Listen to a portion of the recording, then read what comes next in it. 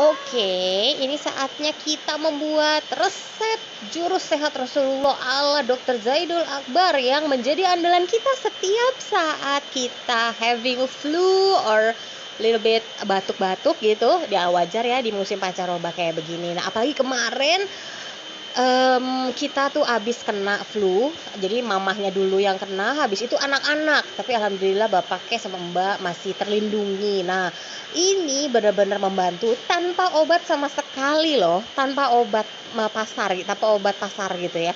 Jadi diminum ini 3 kali sehari. Wow, hebat.